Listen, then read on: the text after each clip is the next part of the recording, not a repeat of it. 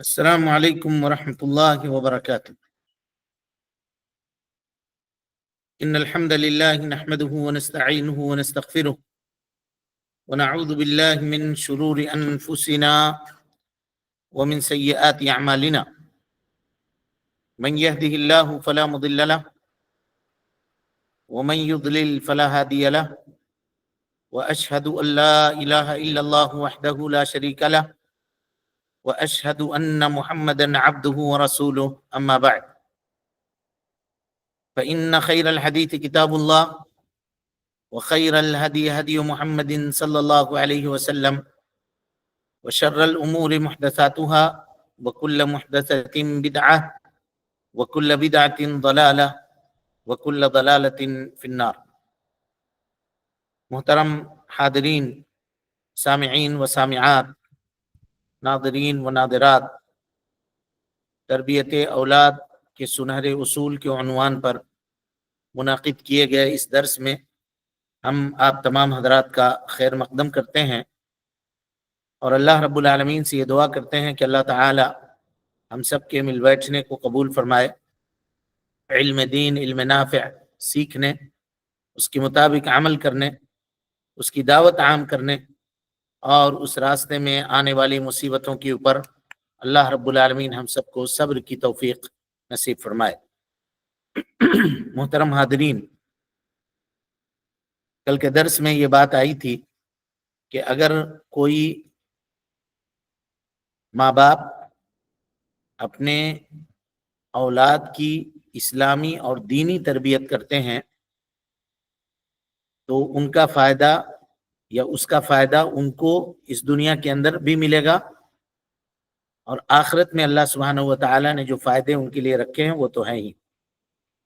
اور ان فائدوں میں سے سب سے بڑا فائدہ یہ ہے کہ اولاد فرما بردار اور اطاعت گزار ہوگی اور ماں باپ کو ان کی ضرورتوں کے وقت، ان کے محتاجی کے وقت تنہا اور اکیلے کبھی بھی وہ نہیں چھوڑے گی۔ اس سلسلے میں قرآن مجید کی آیت کی تفسیر ہم نے آپ کے سامنے کی تھی اور بات ہم لوگوں کی یہاں آ کر کے رکی تھی کہ جو احادیث وارد ہیں والدین کے ساتھ حسن سلوک کرنے کے تعلق سے، ان میں سے چند کا ذکر آپ کے سامنے ہم کریں گے۔ حضرت ابو ہریرہ رضی اللہ تعالی عنہ راوی حدیث ہیں، کہتے ہیں کہ قال رجل، ایک صحابی نے اللہ کے نبی صلی اللہ علیہ وسلم سے کہا، یا رسول اللہ، من احق بحسن صحابتی، میرے اچھے برتاؤ کا سب سے زیادہ مستحق کون ہے؟ تو نبی صلی اللہ علیہ وسلم نے فرمایا، امک، تمہاری ماں۔ قال ثم من، انہوں نے پوچھا کہ پھر کون؟ تو آپ نے کہا امک۔ قال ثم من، کہا پھر کون؟ آپ نے کہا امک۔ ثم قال، پھر اس نے کہا من، اس کے بعد کون ہے اللہ کے نبی صلی اللہ علیہ وسلم؟ قال ابوک، کہا تمہارے والد۔ تو اللہ سبحانہ و تعالی نے ماں کا مقام والد کے مقابلے میں زیادہ رکھا ہے۔ اس کی کئی ایک حکمتیں علماء کرام نے بیان کی ہیں۔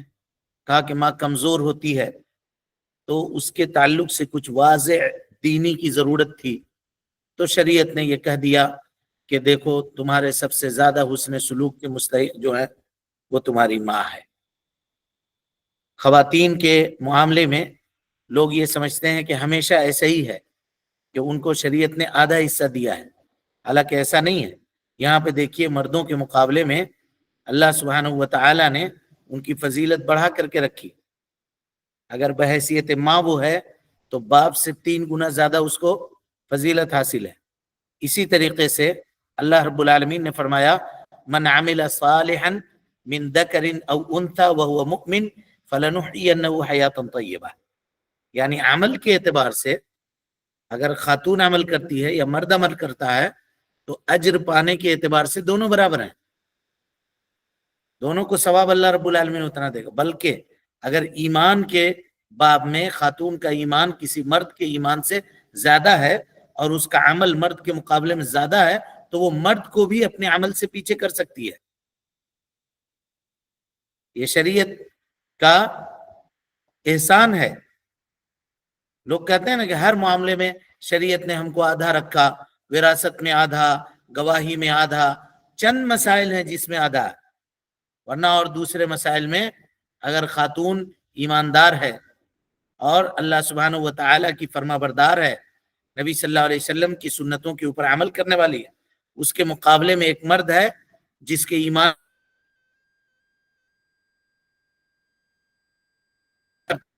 تو اس کے مقابلے میں وہ خاتون اجر کے اعتبار سے کامل اور مکمل ہے، اور اس کو ثواب اس مرد کے مقابلے میں زیادہ ملے گا۔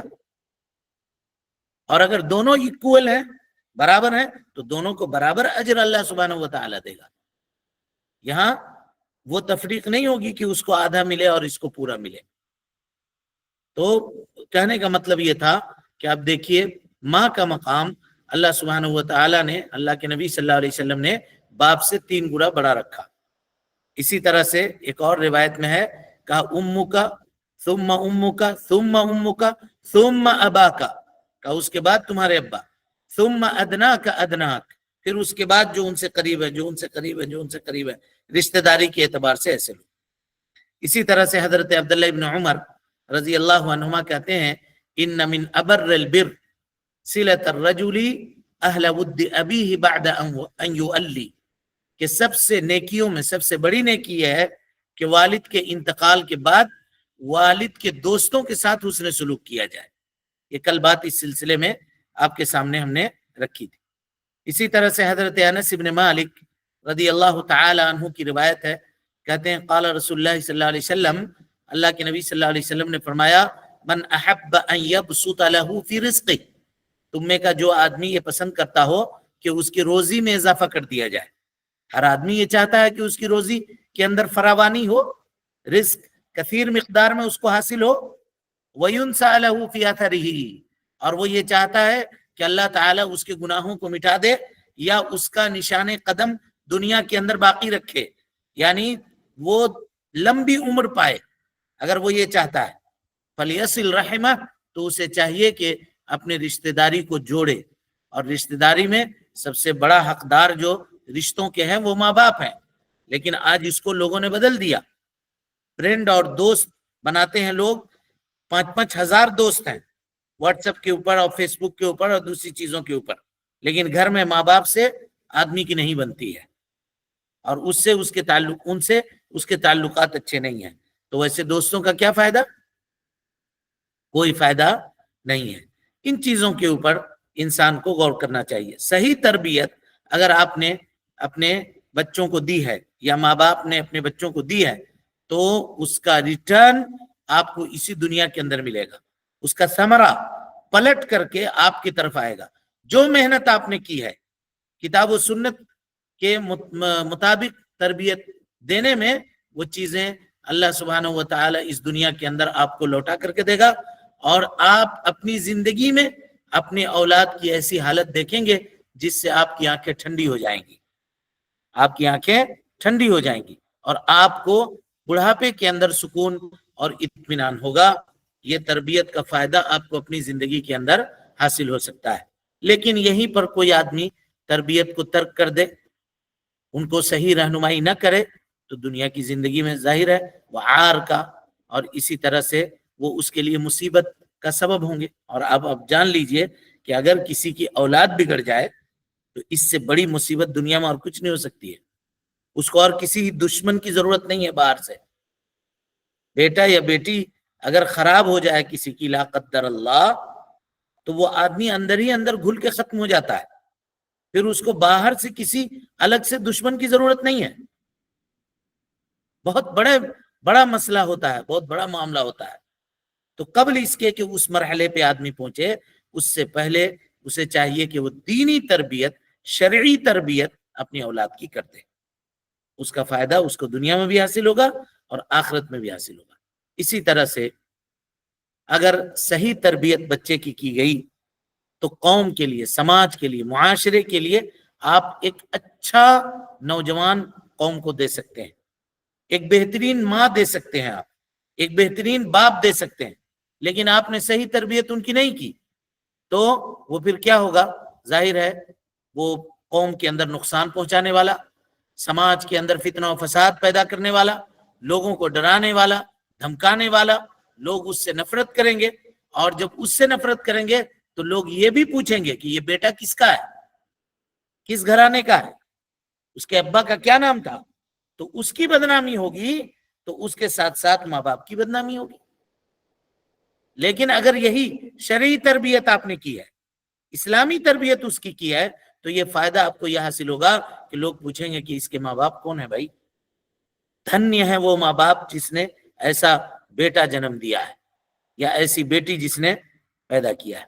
ظاہر ہے اس کے کردار کو دیکھ کر، اس کے اخلاق کو دیکھ کر کے لوگ ماں باپ کی دینداری کی تعریف کیا کریں گے، اور دنیا میں یہ تعریف ملے یا نہ ملے یہ مقصود نہیں ہونا چاہیے، یہ تو تلک عاجل بشرى المومن، مومن کی وہ بشارت اور خوشخبری ہے جو اللہ سبحانہ و تعالی نے اس کو دنیا میں دے دی ہے، آخرت میں پھر اجر اس کا انتظار کر رہا ہے۔ جیسے کہ کل حدیث آپ نے پڑھی ہے کہ اللہ کے نبی صلی اللہ علیہ وسلم نے فرمایا کہ آدمی کے دنیا سے رخصت ہو جانے کے بعد اس کی نیکی پہنچنے کا جو ذرائع ہیں، ان ذریعوں میں سے ایک ذریعہ یہ ہے کہ اس کے بال بچے اس کے لیے دعا کریں۔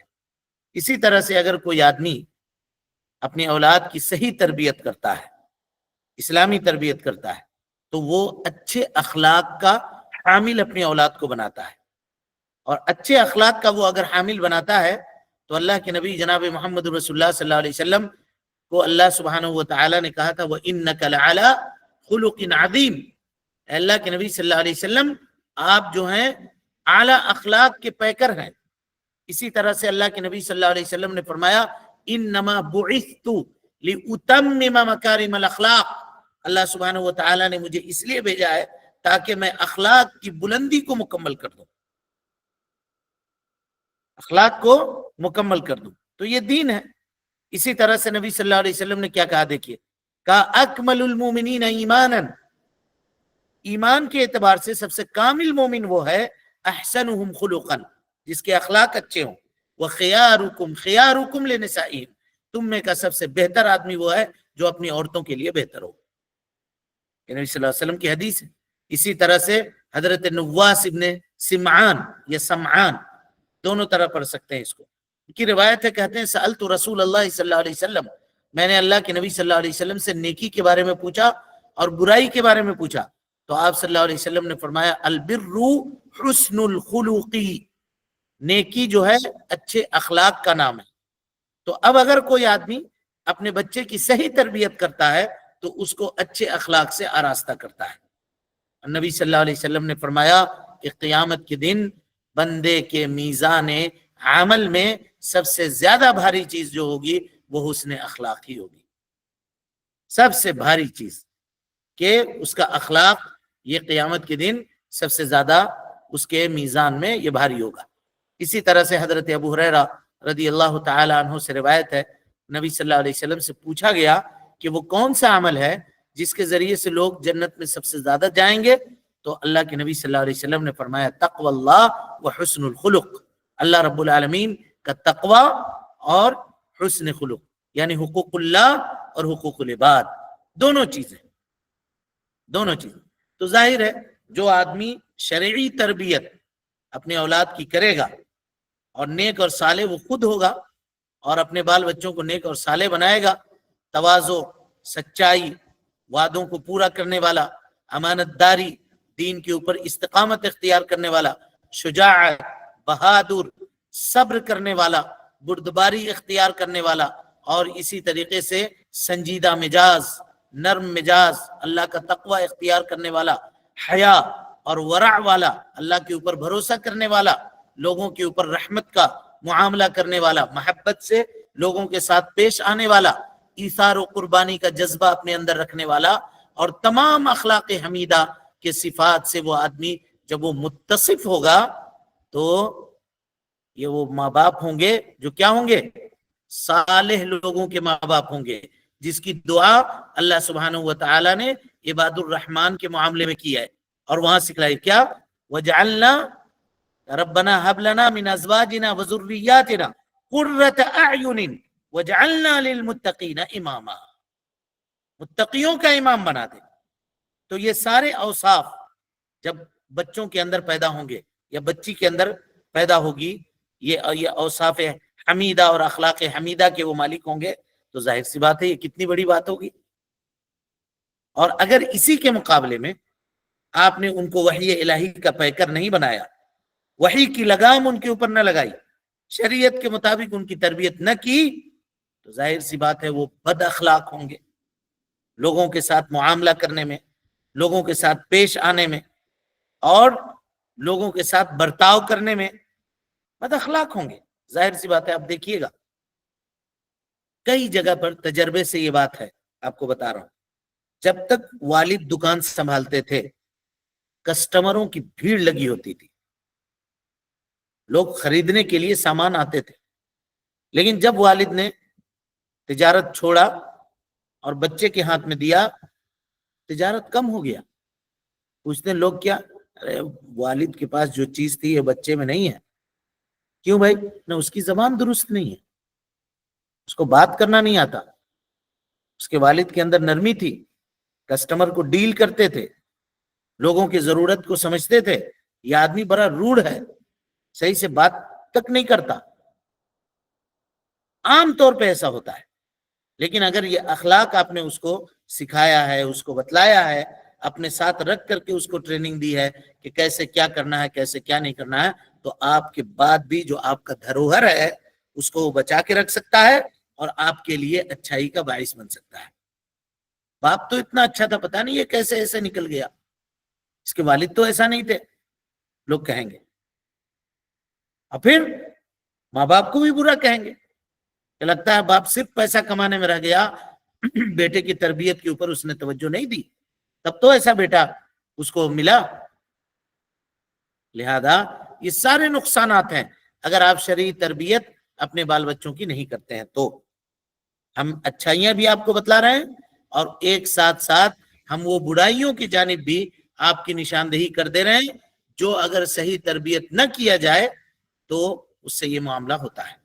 اسی طریقے سے اگر صحیح اسلامی تربیت آپ نے اس کی نہیں کی ہے تو ایک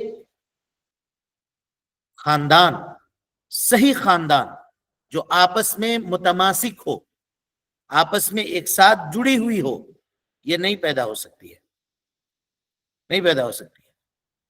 کیا ہوں گے لوگ ٹکڑے ٹکڑے میں تقسیم ہو جائیں گے، جو قوت اور طاقت ہے وہ ختم ہو جائے گی۔ اللہ سبحانہ و تعالی نے کیا کہا؟ کہ یہ اللہ کی نشانی ہے، وَمِنْ آیَاتِهِ أَنْ خَلَقَ لَكُم مِّنْ أَنفُسِكُمْ أَزْوَاجًا لِتَسْكُنُوا إِلَيْهَا وَجَعَلَ بَيْنَكُم مَّوَدَّةً وَرَحْمَةً إِنَّ فِي ذَلِكَ لَآيَاتٍ لِقَوْمٍ يَتَفَكَّرُونَ۔ اللہ سبحانہ و تعالی نے آپس میں جو محبت اور رحمت رکھی ہے، مودت رکھی ہے، کہا کہ پہلے تو مودت اور محبت کا معاملہ ایک دوسرے کے ساتھ کرو۔ اگر محبت اور مودت آپس میں نہیں پیدا ہو رہا ہے تو رحمت کا معاملہ تو کرو، کم سے کم اپنے آپ کو رحم دل تو بنا کر کے رکھو۔ یہ دوسرا درجہ ہے، وَجَعَلَ بَيْنَكُمْ مَوَدَّةً وَرَحْمَةً۔ الفت محبت کسی سے نہیں پیدا ہو سک رہی ہے تو چلو ہم اس کے ساتھ کم سے کم رحم کا تو معاملہ کریں۔ لیکن آج ایسا نہیں ہوتا، اگر ہم اس سے محبت نہیں کرتے ہیں تو لوگ کہتے ہیں کہ ہم اس سے عداوت کرتے ہیں، ہم اس سے بغض کرتے ہیں، ہم اس کو نقصان پہنچائیں گے، ہم اس کو تکلیف دیں گے۔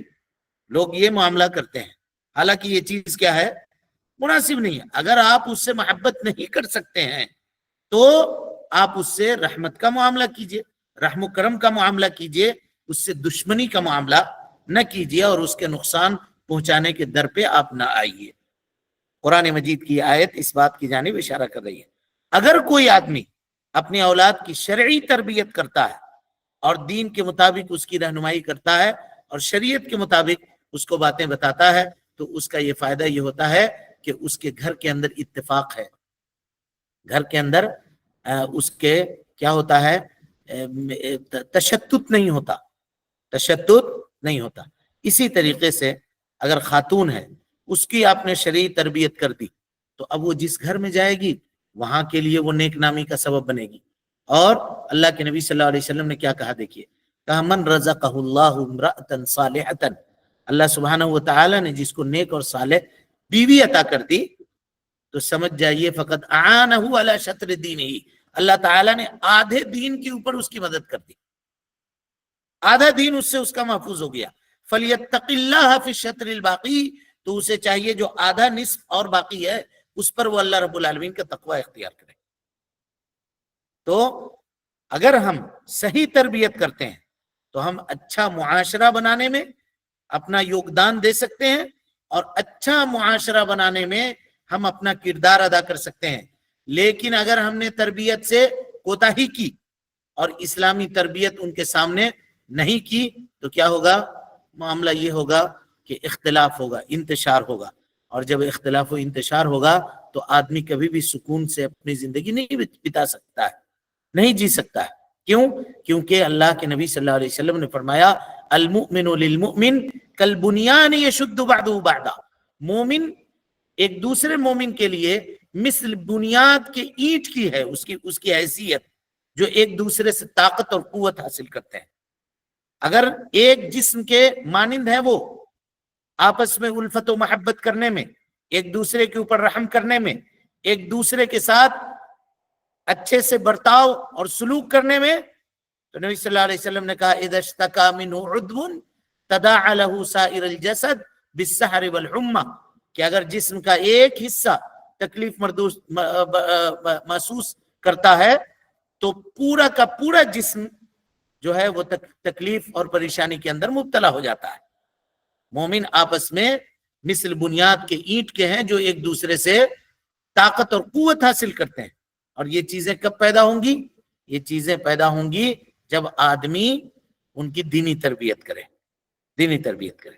اسی طریقے سے اگر انسان اپنے اولاد کی دینی تربیت نہیں کرتا تو اس میں کیا ہوتا ہے؟ اس میں اس کی اولاد آپس میں ایک دوسرے سے نفرت کرتی ہے، ایک دوسرے سے بغض اور عداوت رکھتی ہے، اور یہ معاملہ کس چیز کی نشانی ہے؟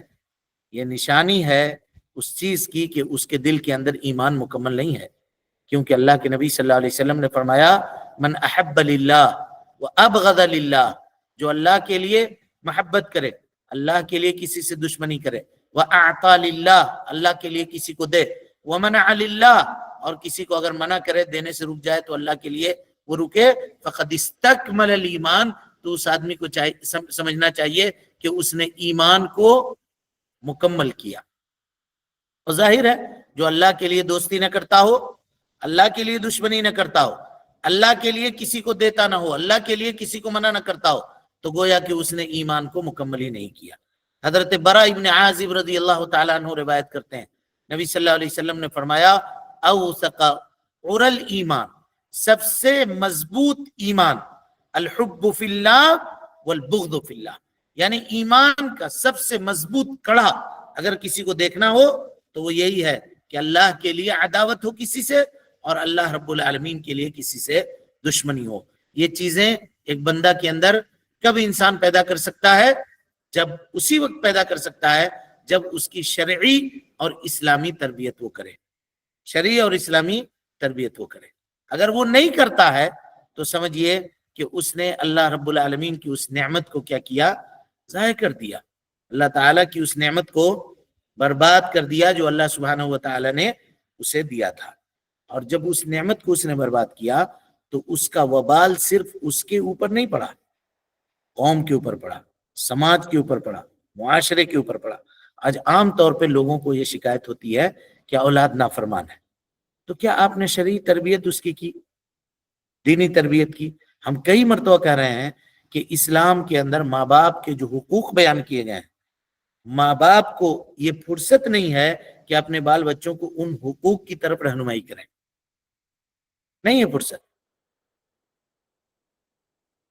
تو ظاہر ہے اس کو کہاں سے وہ چیزیں معلوم ہوں گی؟ وہ معاشرے اور سماج سے دیکھے گا، تو سماج اور معاشرے کے اندر ماں باپ کی جو حیثیت ہے، جو مقام ہے دیگر قوموں کے اندر، ظاہر ہے وہ وہیں سے لے گا۔ اور آپ چاہیے گا کہ وہ اسلامی طریقے پر آ جائے تو کہاں سے ہو سکتا ہے؟ آپ نے اس کے بچپنے کو ضائع کر دیا جب تربیت کرنے کا وقت تھا، اور اس سے جب وہ آگے بڑھا تو اس وقت بھی آپ نے اس کی صحیح تربیت نہ کی، نتیجہ یہ ہوا کہ وہ آپ کے ساتھ حسن سلوک کرنے والا نہیں بنا۔ ورنہ شریعت میں ماں باپ کے ساتھ حسن سلوک نہ کرنے کے جو عذاب ہیں اس کا ذکر آپ کیے ہوتے اور اس کو بچپنے میں وہ باتیں بتا دیے ہوتے تو مجال ہے کبھی وہ آپ کی نافرمانی کرتا۔